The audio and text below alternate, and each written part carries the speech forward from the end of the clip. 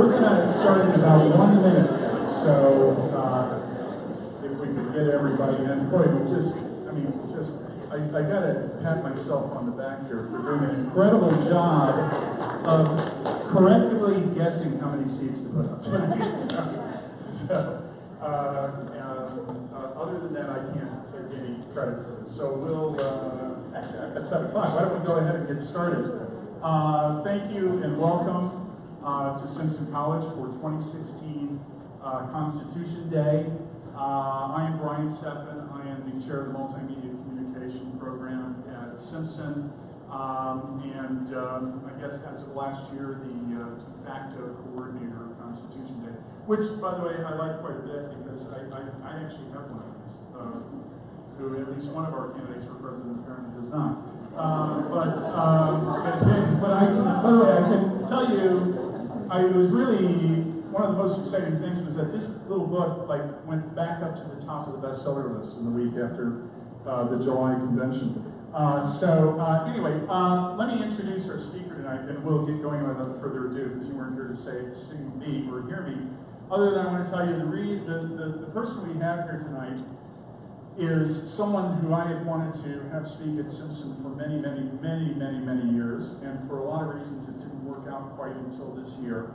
But I want to tell you that I grew up in Des Moines, Iowa, and then my family moved to West Des Moines, Iowa, and I made the pretty, some would say very poor decision to become a journalist. And one of the reasons I did is because of our guest tonight, because I went to a high school at a time where they talked a lot about Mary Beth and John Tinker and Christopher Eckhart, and how teenagers from Des Moines, Iowa had made a huge difference in the national conversation over what role young people should play in our national political and social debates.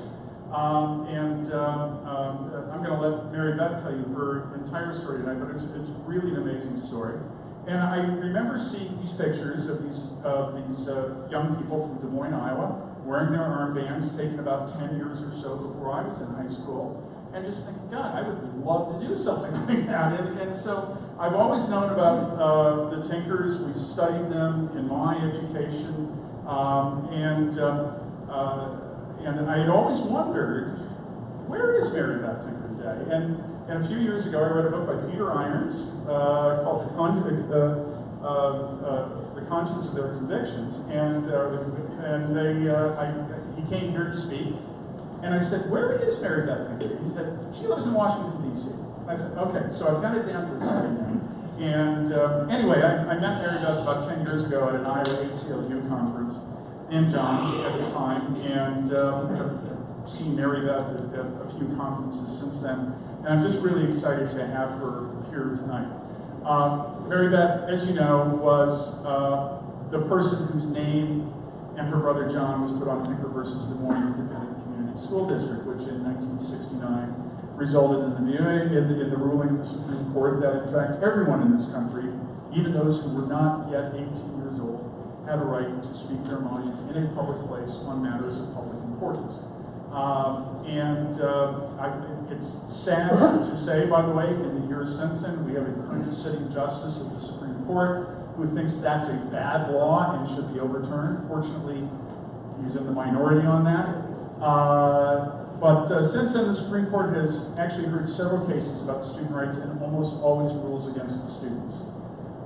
So this is an important and exciting case, and I'm very excited to present to you tonight, live and direct from Washington, D.C., Des Moines' own Mary Beth Tinker. It's so great to be here with all of you. And I have a special guest tonight. My brother, Leonard Tinker, alumni of Simpson College.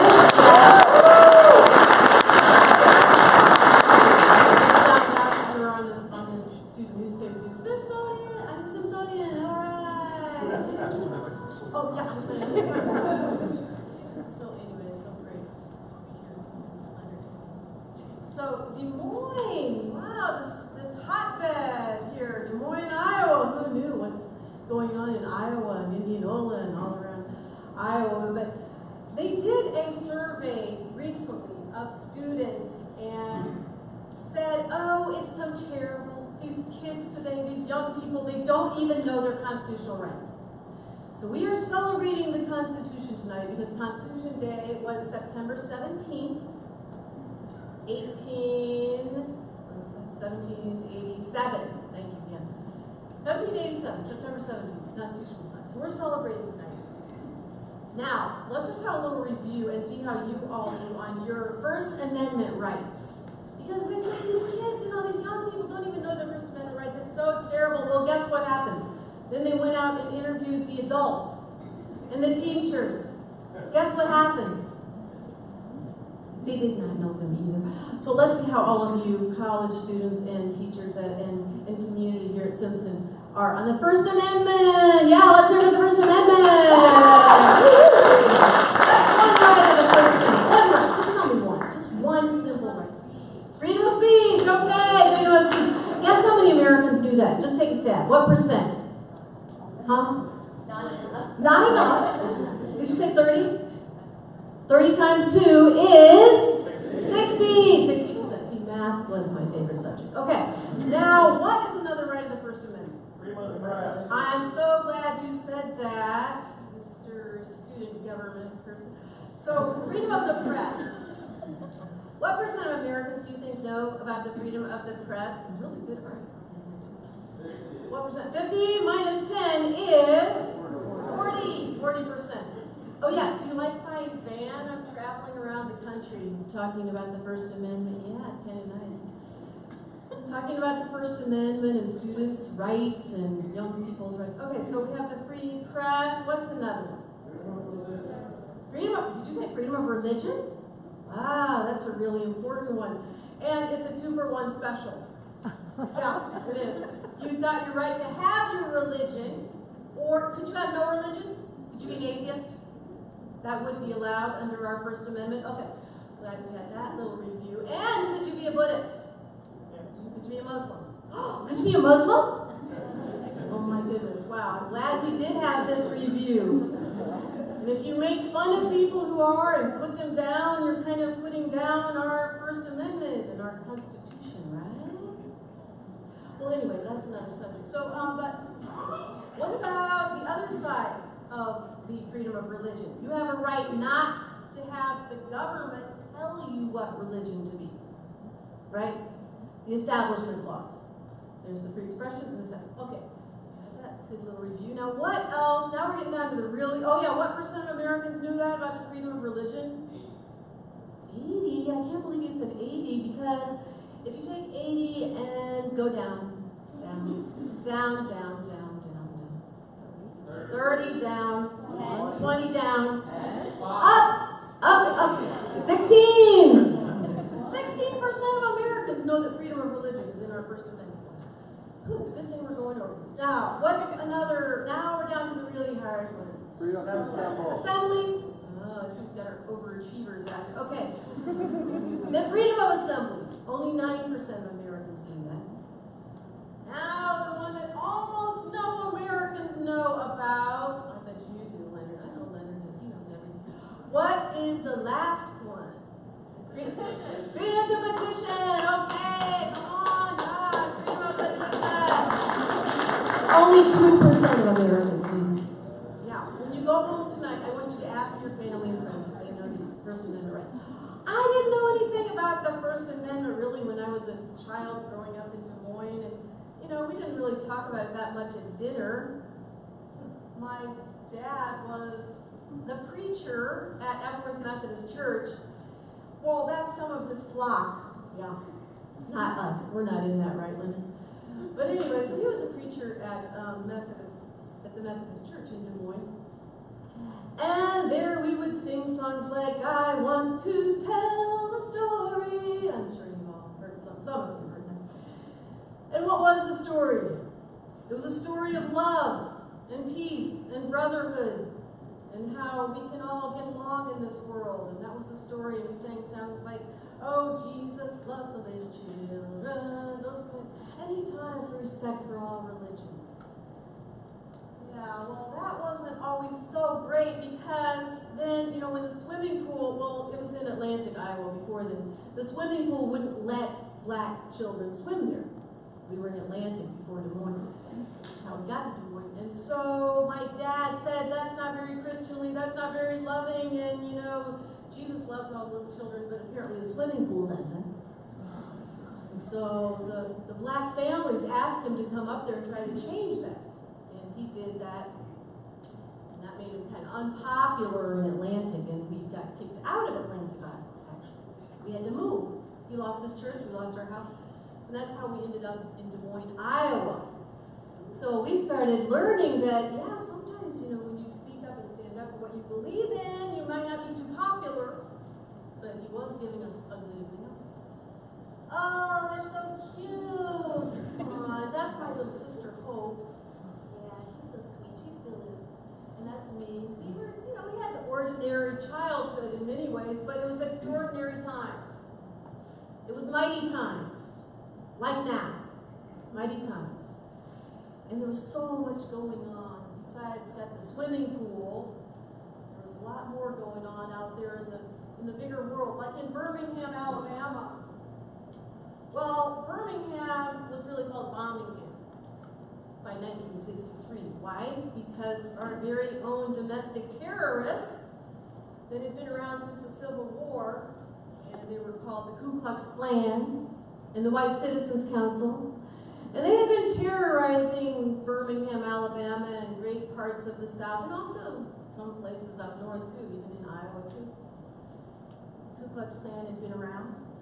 So Birmingham, Bombingham, that year, 1963, we saw these kinds of pictures on TV in the safety of the living room there in Des Moines, where we were growing up, and Dad by now was a preacher at Epworth, but he was having some issues at Epworth too around the racial justice issues going on in Des Moines, like fair housing and housing discrimination. So anyway, we saw these kids on TV in 1963, and Martin Luther King was in jail there in Birmingham. He had already been arrested as soon as he got there, because he was standing up against segregation and against the terrible reign of terror that was being carried out there by the terrorists. We didn't have a war on terror against those terrorists though, right?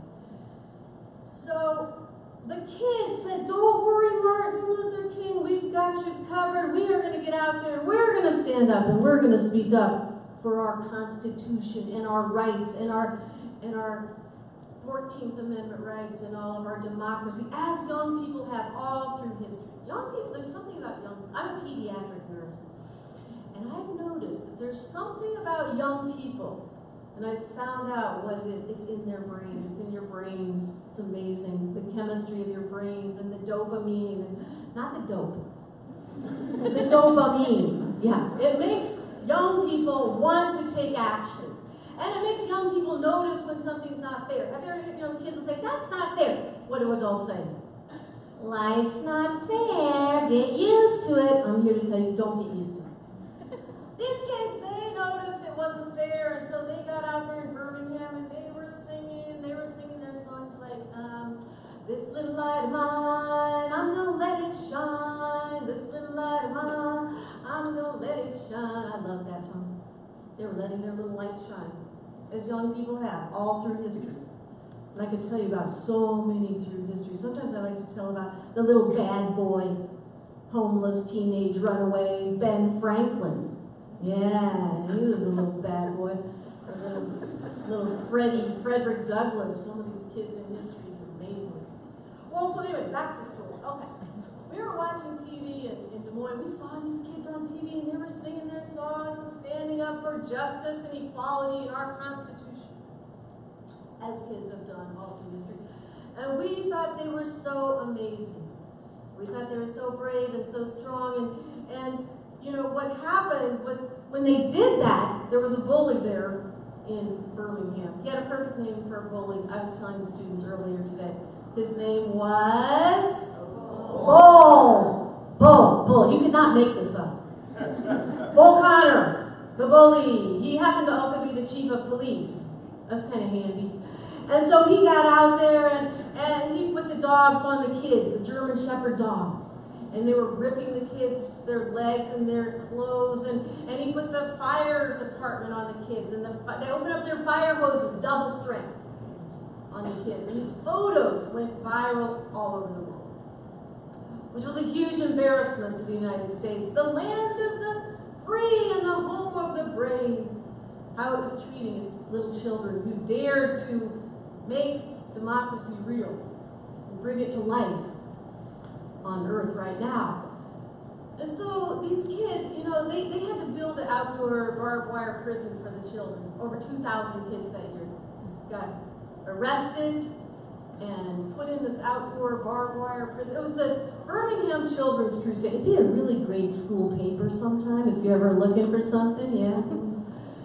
Martin Luther King said he had never seen anything like it, and that it was the turning point of the civil rights movement, when these children stood up for equality and justice. And it was the turning point for us in some ways too, because we heard about them and we heard about other children. We had heard about the Little Rock Nine in 1957, and we were starting to get these examples of young people speaking up and standing.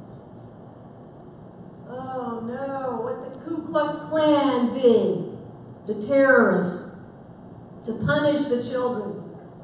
On September 15th, and we've just passed the anniversary of Birmingham's Bloody Sunday, when they bombed the kids' headquarters. It was the 16th Street Baptist Church in Birmingham. They bombed their church right on Sunday morning during Sunday school. That's the kind of people that the haters are. And the haters got out there, the Ku Klux Klan, and they bombed these kids' church, and 4 little girls were killed. Their charred bodies were found in the stairwell of the church.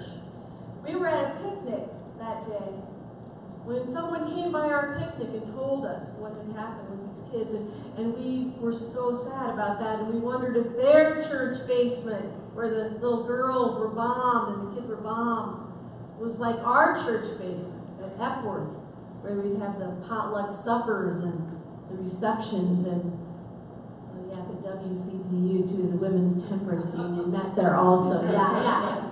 But regardless, that's not.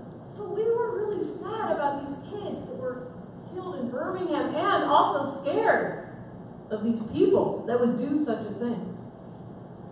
Ku Klux Klan, the White Citizens Council. And in Des Moines that year, there was a memorial service where people came to mourn for the girls who had been killed, and some people who came, like, that's Bill Eckhart, our friend, and his son Chris Eckhart would later be one of the plaintiffs in our case. He was a friend of ours. They were Unitarians. By this time, we were more involved with the Quakers. My father had moved away from the Methodists a little. Well, he was kind of helped in doing that a little bit, but regardless, he had moved away from the Methodists and become more involved with the Quakers, which was a better fit for him and for our whole family. And so by the time of the memorial service, when William Eckhart wore that black armband, it was just a simple black armband. Some of the people wore it, because this is a symbol of mourning for the dead. It goes way back through history. And so we attended that memorial service. I had just turned 11 years old when this happened. About this time, we were also taught how to prepare for nuclear war. Just in case this wasn't enough with Birmingham, bombing him, the Ku Klux Klan, the haters. No, now kids also, by the way, we might have a nuclear war pretty soon. Okay? So, but no problem, us adults, we've got it all together. We know what you're supposed to do. Jump under your desk. Okay? So later today, we're going to have a drill. This really happened. Who has been in a drill for nuclear war where you had to jump under your desk? Yes, I'm not making this up. We have it together. You're going to jump. Okay, so kids, alarm, alarm, alarm, nuclear war. Jump under your desk. We actually did this. Now, by this time, I was starting to wonder about the adults. I wasn't really sure if they had a handle on things, and they also told, oh, by the way, drink your milk, but there's probably radioactive material in that milk, by the way. It's called strontium-90 from all the nuclear tests that the government has been popping off, all over the... sometimes I think kids should run the world. They might do a better job. But anyway, so everyone's kind of worried about the world. All these same issues that are going on again today in these mighty times. The next summer, again, young people stood up and spoke up and used their First Amendment rights and stood up for the Constitution. This time it was in Mississippi. Mississippi Freedom Summer. Young people, college students came from all over the country, 700 college students. They went to Mississippi that year because in Mississippi the terrorists were so horrible and so violent that only 2 or 3% of African Americans were registered to vote. Why? Many counties were majority African American, but they could not register to vote because what would happen? They would be humiliated, they would be threatened, they could lose their jobs, they could have their house burned and bombed, and their church burned to the ground, they could be tortured, they could be lynched. Young people, as young people always have, stepped up for democracy, and they courageously trained in Oxford, Ohio. This is a picture, this is a story about journalism also. The journalists went there, and this was some kids that were in the Freedom School, because they were invited to, these young people were invited to Mississippi by the residents of Mississippi, and by a man named Robert Moses. Great name for that too. And so Robert Moses and the Student Nonviolent Coordinating Committee, the Student Nonviolent Coordinating Committee, they invited students to come from all over the country to Mississippi, stand up for democracy that year. And they trained in Oxford, Ohio at Western College for women there. Because they had to learn how to survive the Ku Klux Klan. They had to learn how to survive when there's maybe a pickup truck following you on a dirt road there in Mississippi and it's dark and you don't know who they are and you want to live through that night. So these people came up from Mississippi to teach them how it is.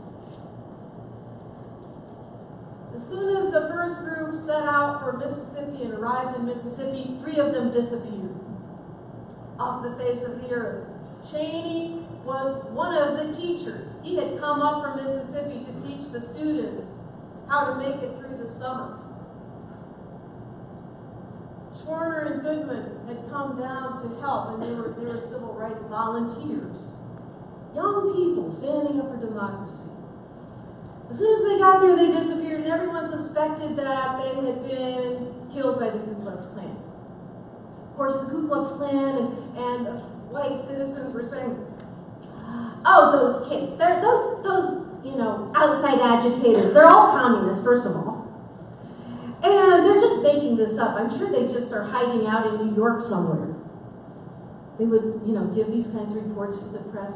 Well, Cheney, Schwerner, Goodman had disappeared, and no one knew where they were, but on August 4th, 3 months later, they disappeared in June, first part of June. 3 months later, on August 4th, the FBI finally found Cheney, Schwerner, and Goodman. Well, I should say they found their tortured bodies. They'd been thrown in a ditch. And when the FBI was dragging the rivers there in Mississippi looking for Cheney, Schwerner, and Goodman, they found all kinds of other black people that nobody was even looking for that had also been tortured and killed. Nobody even, had bothered to go looking for them. That's how it was. That's what's going on. So my parents, our parents, they said, they believed that they should go there and bear witness. They were Christians. My dad was a Methodist minister. They said, we should go to Mississippi and stand with these brave people. It's not enough to preach on Sunday and run the youth choir and go to Quaker meeting. We should go down there to Mississippi and be with these people. They were not radicals.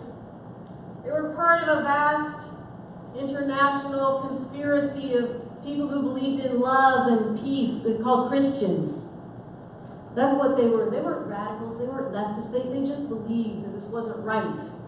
They were American citizens taking a stand for our Constitution and for their faith beliefs that run through all faiths. And so they went down to Mississippi that year, and they came home and told us stories of what had happened when they were down there, about how they were staying in the house of this older black lady. And she said, now tonight when you go to sleep, I want you to be in the back so that, when the shooting starts, you'll be okay back there. My parents said, "What are you shooting?" They said, "No, don't worry, I'm used to it, honey." She's used to it. That's her life. That's what she had gotten used to in the USA, the land of the free, 1964, because she was daring to help with the voter registration campaign. And so my parents went to sleep that night, and they couldn't sleep, and in the middle of the night, sure enough, the shots rang out, and they came up to the front of the room of the little house there in Ruleville, Mississippi, a dark night out in a rural area. And they looked, the lady was crouched by the window, looking out the window at a pickup truck that was, the driver of the truck was shooting at her house and had just shot and killed her dog. And my parents said, quick, let's call the sheriff, we've got to call the sheriff. What do you think she said? That is the sheriff, honey, that is the sheriff. We can't call the sheriff. That is the sheriff. That's where we're coming from. The sheriff, the police, the Ku Klux Klan, they were all in our midst. Sheriff by day, Ku Klux Klan by night.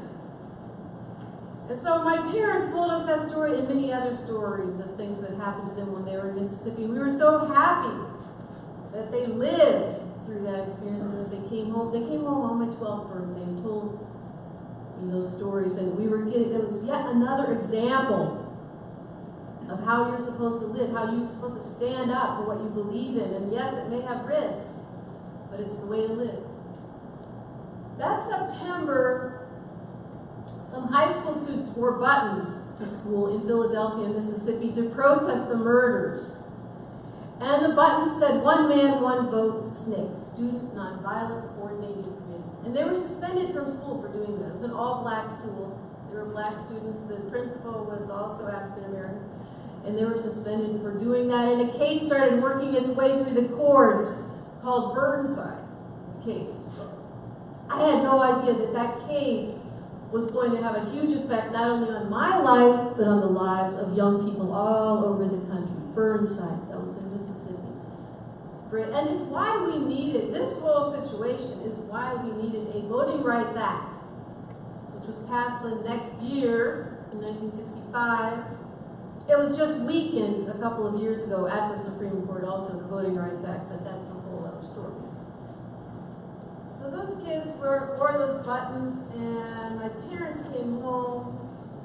Life went on, but now, by Christmas of 1965, we weren't hearing about Birmingham, we weren't hearing about Mississippi quite so much. Yes, the civil rights movement was going on.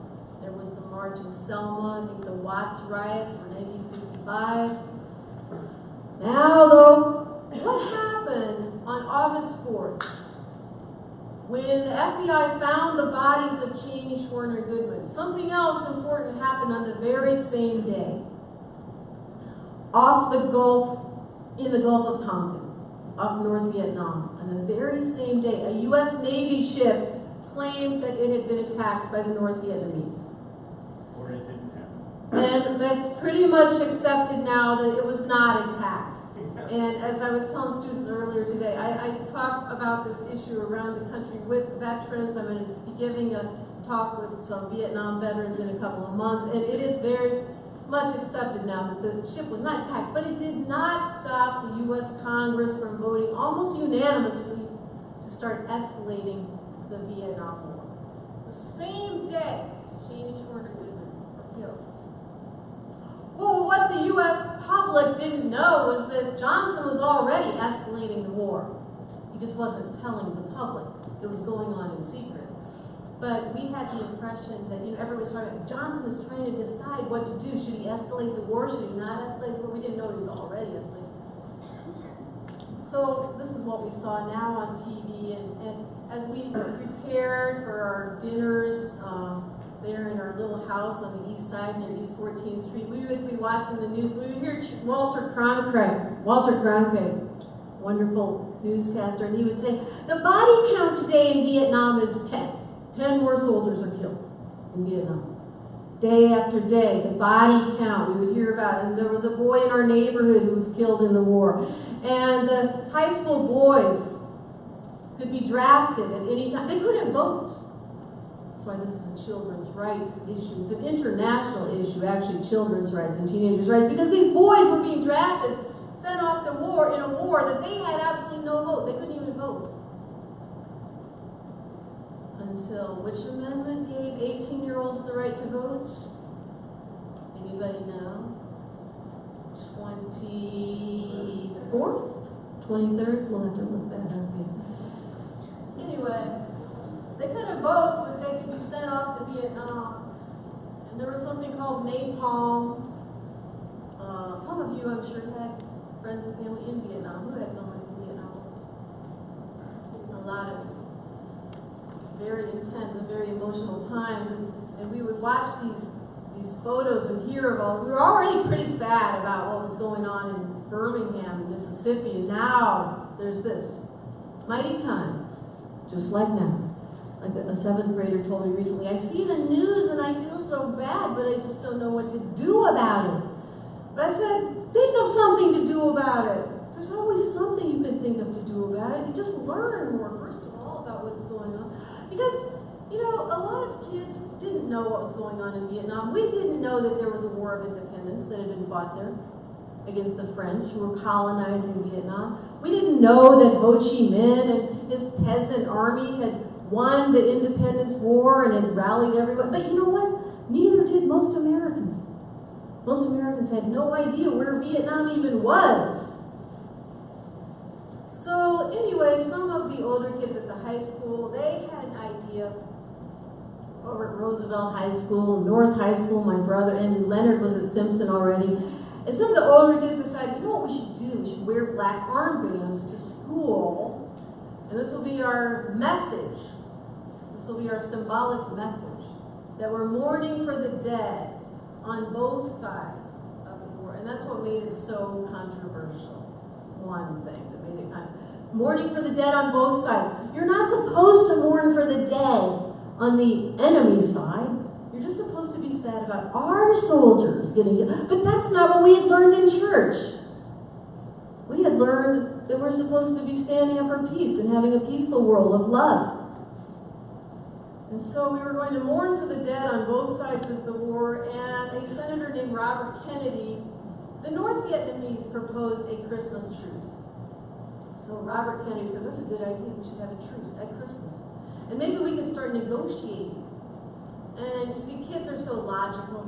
We thought, that's a great idea. It's Christmas. You tell us that we should be loving and peaceful. So why don't you adults, try it? Why don't you try, being loving and peaceful and use your words once in a while? Yeah, see? So we were going to wear our armbands to say that there should be a Christmas truce. My dad would read to us from the Bible and light the Yule candles. And he would tell us the story of Joseph and Mary coming up from Nazareth to the city of David and the promise of Christmas and the message of Christmas. But on TV, we didn't see it. And so we decided to wear the arm. Well, we didn't really decide at first. We were signing. Some kids at Roosevelt signed them. I think about 50 kids at Roosevelt signed them. Roosevelt is really, a leader in its time. And then you want to go to Roosevelt? Yeah, you Roosevelt people. Roosevelt was really in the lead on this whole thing. And they got Bruce Clark and Ross Peters and these boys over there, and Chris Singer. They got 50 kids to sign up to that they were going to wear the armbands. Problem was, one of the students wrote an article for their student newspaper about our plans. And the principal found out the plan.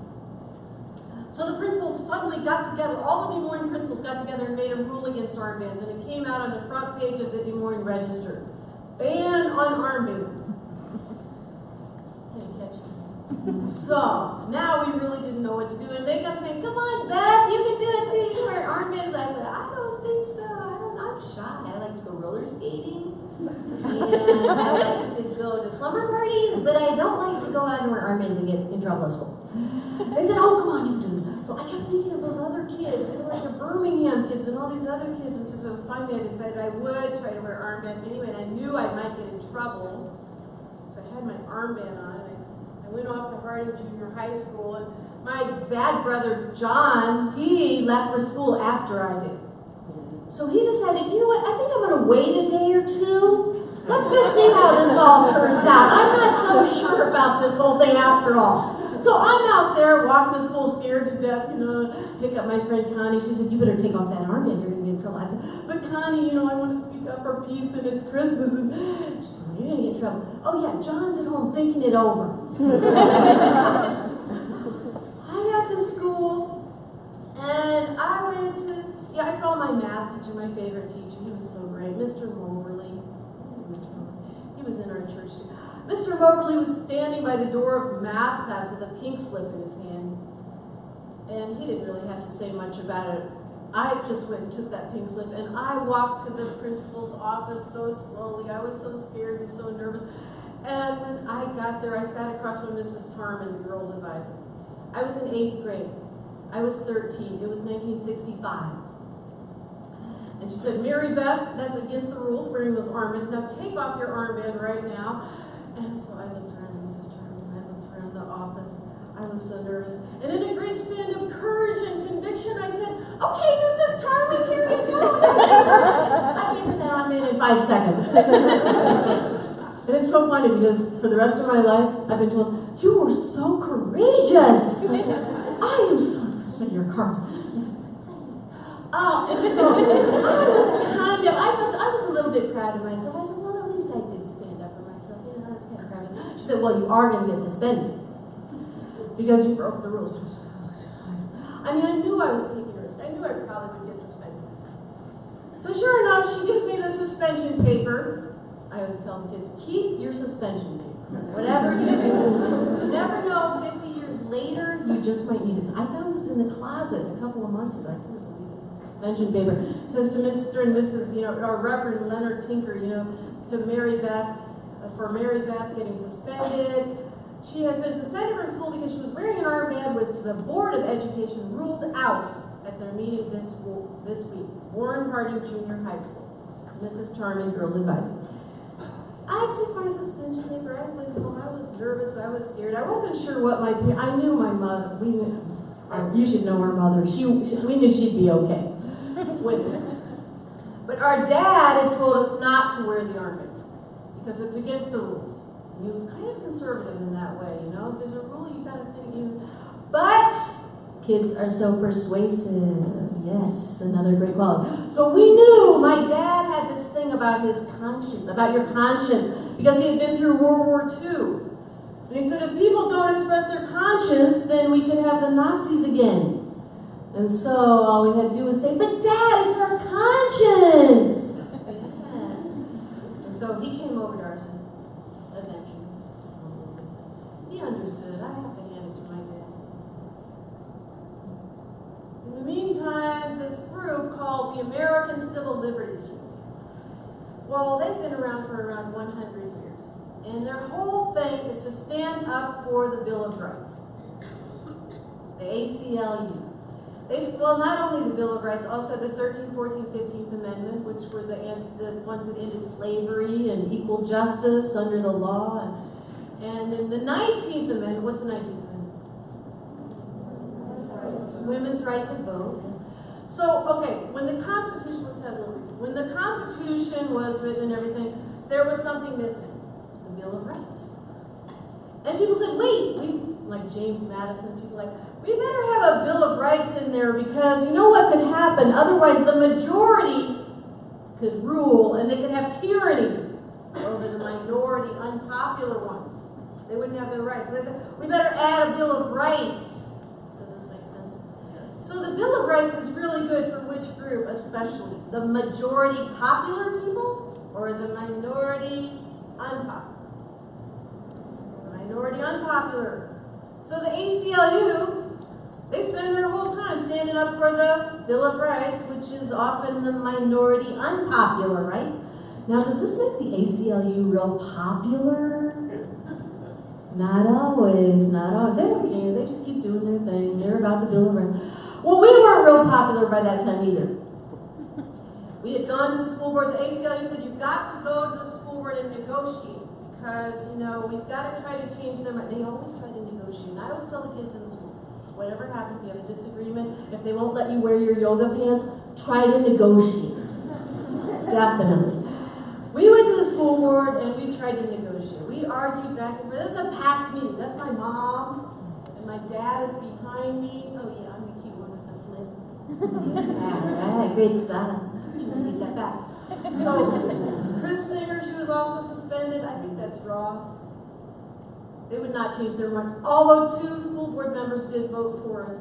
Wasn't enough though. So the ACLU said, well, we're going to have to take this to the other branch of government and see if they will check the school board. What's the 3 branches of government? Executive, judicial, legislative. Could one branch do something against the Constitution? Is that possible? Yes. And your schools, the public schools, are kind of like the legislative branch. Because it's run by the legislature, it gets money from the taxes. Right? So the ACLU said, we're going to have to go over here to the judicial branch, get them to check this school board. We don't think this is constitutional. We think you kids should have had your rights and you didn't hurt anyone. You were just wearing your armbands. My brother, by the way, did wear his armband and get suspended too the next day. And Chris Eckhart got suspended. 5 kids got suspended. So ACLU said, well, we're just going to have to see about this and go to court. So that's Chris Eckhart and his parents. They lived in not West Moines, but in the western part of Chris Eckhart. That's them at the school board meeting. Well, in the meantime, the haters were out, but they were starting to send us really mean letters and things, and threatened to bomb our house and throwing red paint at our house, calling us communists. But we had some really nice support too. Here's an article from the Des Moines Register by a corporal in the Marines who said these kids should have their rights and they should be able to say whatever they want about the Vietnam War. That's why I'm in the Marines. That's why I care about our democracy, and it is a democracy, and people have the First Amendment.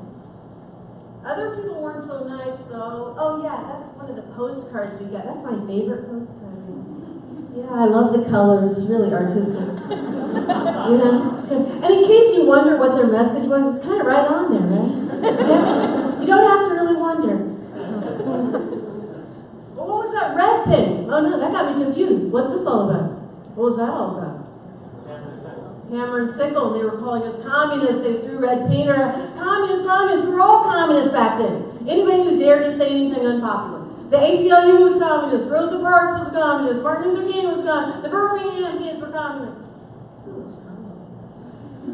So my mom would say, we're not communists, we're Methodists. Right, clear that up. Didn't work, they kept at it. Oh, you probably can't see it, but that's the address on the postcard. It's the flip side of the little hate post. Yeah, Reverend Leonard Tinker. Some of our hate mail even had a return address. It was really nice of them. Not this one, though, unfortunately. So the ACLU, they took it to court. And at the district level, the ACLU lawyers argued, you know, these kids weren't hurting anybody, and kids should have First Amendment rights, and they were just expressing their views. And the school board lawyer said, but they're breaking the rule. That's all you have to know. Schools have rules, and kids have to follow them. That's it. So they argued back and forth. And of course I thought, you know, we would lose, because I thought no important judge is going to say that kids can break rules. I thought, we're going to lose, of course, but hey, if you want to go ahead and try. So yeah, we lost. And then we went to the appeals court for the 8th Circuit, which is Iowa, covers several states. There are 13 appeals courts in the United States. Washington, D.C., we have our very own. Yeah, we're important. But there are 13. So Iowa, there's several states. So it went to the 8th Circuit. This is us, my brother John. Now we're getting kind of fancy. We put our little peace signs on the armbands. Yeah, at first they were just plain black. Yeah, now we're getting really jazzy. Put those peace signs on there. And that's when we lost at the appeals court, I think. I don't know why we have the smiles on our faces since we just lost, but regardless. So we lost. Right around the same time that we lost in the 8th Circuit Court of Appeals, over in Mississippi, the Burnside students who had been suspended for wearing the one man, one vote buttons to protest the murders of Cheney, Schwerner, and Goodman, they won. Yeah, who knew? Mississippi is ahead of Iowa. Wow. That's probably the one and only time. They won their case, and the Appeals Court for the Fifth Circuit in Mississippi said the students had not substantially disrupted school in Mississippi. And that substantially disrupted thing was going to turn out to be kind of important too. So it was a perfect setup for an appeal to the Supreme Court. It was sort of a perfect storm. And it was appealed to the Supreme Court, and we had the most wonderful lawyer, Dan Johnston. He lives in Des Moines now. Dan Johnston was very clever because he figured out that the school principals and the school board, they really had no problem with students expressing themselves in school. They just wanted them to express something that they agreed with. Yeah, it was okay. If you had a Christian cross, hey, no problem. If you wanted to wear a black armband to mourn the death of school spirit, that would be all right. And students had done that. Yeah, but mourning the death of soldiers in Vietnamese, no, sorry. Can't have that. Kids are not supposed to be thinking of that. They're supposed to be thinking of math and science. They were letting kids wear iron crosses, representing Germany, all kinds of stuff. So Dan Johnston, our lawyer, he figured out that actually that's called viewpoint discrimination. And that's against our Constitution. So it was appealed to the Supreme Court. He made his argument at the Supreme Court. I still thought we would lose. Well, I was surprised the Supreme Court took the case because they only take 70 or 80 cases a year out of around 10,000 cases approximately are appealed to the Supreme Court every year. They don't have time to hear all these cases, they are pretty good, but they pick out about 70. And they picked ours. They thought it was important to decide, do students have rights in public school? So when I was a junior in high school, this is an article from the New York Times. And the Des Moines Register had been pretty good to us too. They had put out an editorial in favor of us. This is from the New York Times, the day we won on February 24th, 1969. By now I was junior in high school. And February 24th is there was a very important case also called Marbury versus Madison. Some of you civic scholars, but regardless, not the same year. It was in 18. So I was really surprised, and I had no idea this was such a big deal. I had a little bit of a clue that it was kind of a big deal because my mom went out and bought soda and ice cream for us. So that didn't just happen every day. But in Supreme Court, you'd think I'd kind of catch on. That was a big deal, but I didn't know. I was still going on with my life. I was doing my studies. I was worried about who I was going to talk to in algebra class. I didn't realize. I had no idea this case was going to be such a big deal. But it turned out it was a landmark case, and there was something called the Tinker Standard. Yeah, that doesn't have anything to do with what we do at Thanksgiving parties or anything. But the Tinker Standard is that the court said that students and teachers do not leave their expression rights when they enter the schoolhouse gate. So it was really for teachers as well. And they said that students are persons under our Constitution. Students are persons. Wow, that was kind of a big deal. I love telling students that. Students are persons with the rights and responsibilities of persons under our Constitution, and also schools should not be enclaves of totalitarianism. That's in the ruling too. But there's two things the court said students cannot do. Students cannot substantially disrupt school. And that came straight from the Burnside case in Mississippi. And students cannot impinge on the rights of others, whatever that means.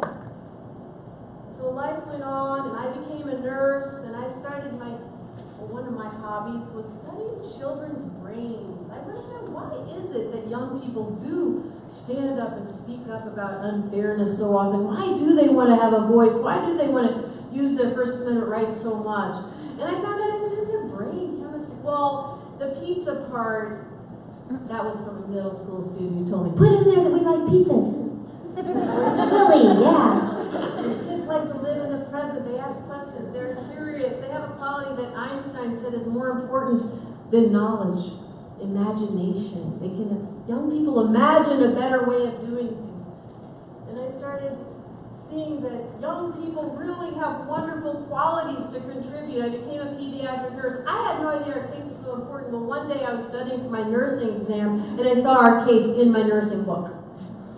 That kind of gave me, I said, whoa, this must be a little more important than I thought. I found out nurses need to learn about this, and I found out that college professors learn about it. because it has to do with children's rights. Kids can't contribute their wonderful ideas, their wonderful solutions to our world's problems if they don't have their rights. And so I thought, yeah, actually kids, when young people have a voice, and when adults encourage their voices, this could be a great leap forward for democracy.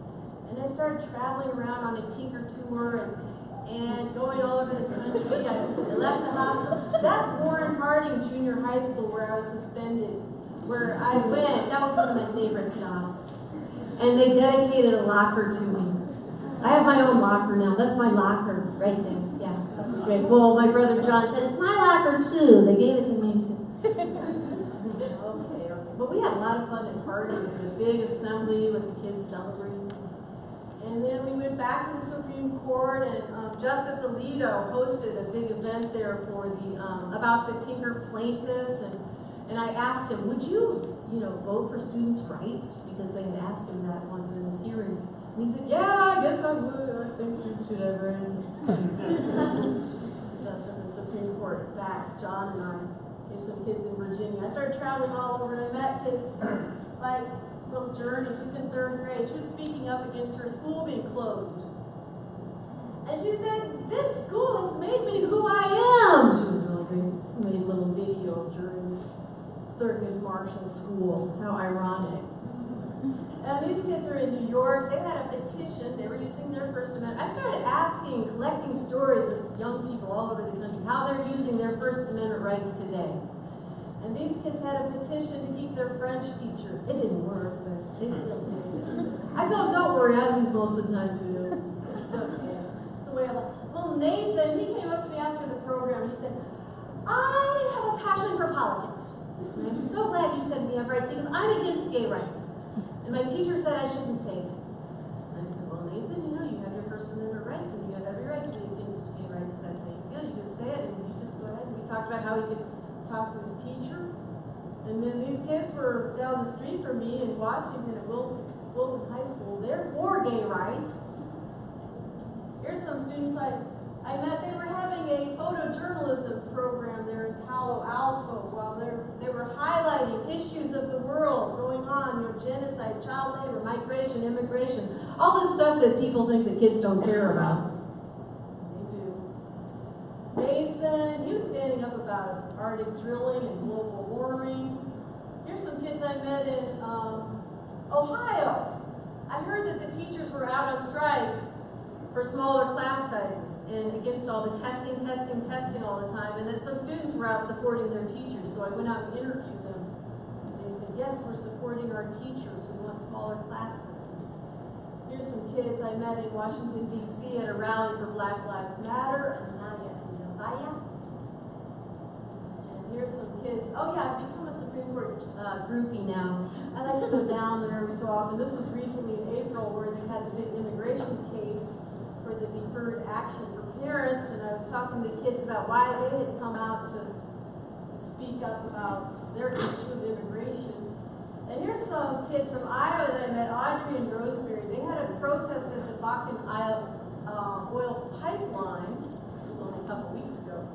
They were in their little canoe having their protest there because they don't want the oil pipeline to go under the Des Moines River. And it's also supposed to go under the Missouri River. They thought that joining in with these Native Americans who are protesting. So I'll end with a art project that I saw at Central Campus when I was there last December when we went to celebrate the 50-year anniversary of being suspended. And I was at Central Campus, and they had this wonderful art project where the kids do all kinds of art and poetry and music about the issues of the day that they care about, and they're using their First Amendment rights. And this boy had done a whole poster of Martin Luther King saying, darkness cannot drive out darkness, only light can do that. And hate cannot drive out hate, only love can do that. So here's to love and a better way, and to young people who are taking us there. Thank you very much for having me.